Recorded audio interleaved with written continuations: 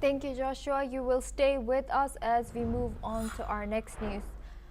On the other hand, tempers flared at the United Nations Security Council on Monday as Palestinian and Israeli representatives spared over the deepening humanitarian crisis in Gaza and the killings of aid workers. Palestinian Deputy UN Observer Majid Bamya urged the Council to support a ceasefire, the release of all hostages and prisoners, and to ensure unimpeded humanitarian aid and Israeli military withdrawal. But Israeli UN Ambassador Danny Danon pushed back hard, insisting that no ceasefire or aid flow can happen until Israeli hostages are freed by Hamas. Let's listen in to what he had to say. Hamas terrorists murdered clearly identified GHF staff as they were returning from a day of feeding Gazan civilians. Horrible pictures. They stopped the bus, tortured them in the middle of the road, and executed them. The Secretary General said nothing. OCHA, nothing. UNRWA, nothing. Danon praised the Gaza Humanitarian Foundation, a US-backed Israeli-approved initiative for delivering over 46 million meals in just a month, but accused Hamas of executing 5 GHF aid workers earlier this month during a delivery mission. In response, Bamya condemned Israeli airstrikes on aid workers and starving civilians, accusing Israel of creating deadly conditions at distribution sites. Here's what he had to say. We ask to be treated as human beings. That's not too much to ask. And it is a bit insulting to suggest that we are not entitled to be treated that way, that we should take whatever is thrown our way and be thankful.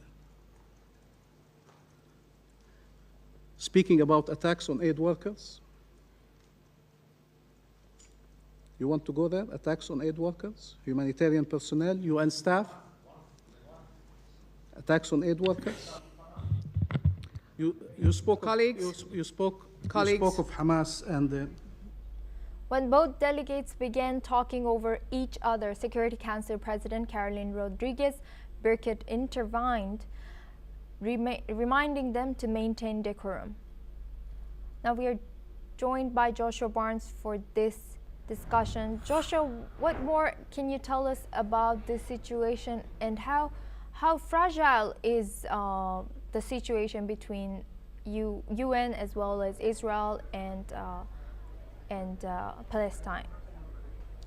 Well, yes, absolutely. Assume the situation between the UN, several charities and NGOs and Israel has been tense for some time. Before you read out that latest update, of course, I was talking about the Gaza aid centres, and a lot has revolved around this contention over an initial aid blockade, which has led to condemnation from several groups like the UN and factions within the UN, but also charities and NGOs as well.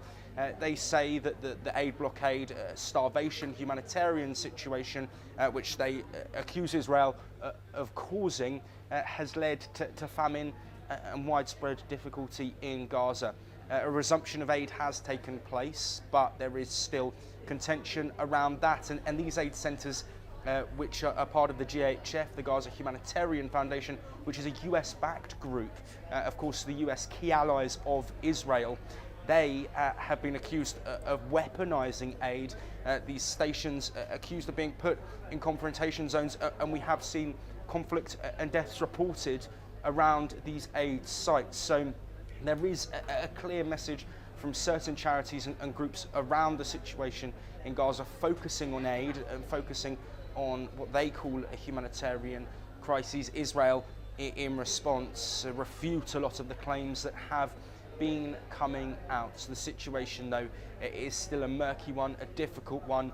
Israel allied with the US, and earlier I mentioned as well that condemnation that was coming from within countries that are Western, European nations, as well as Australia and other countries as well across the globe, sort of looking for a response and an end to this fighting. Israel's stance has remained clear since the start of Operations Gideon's Chariot.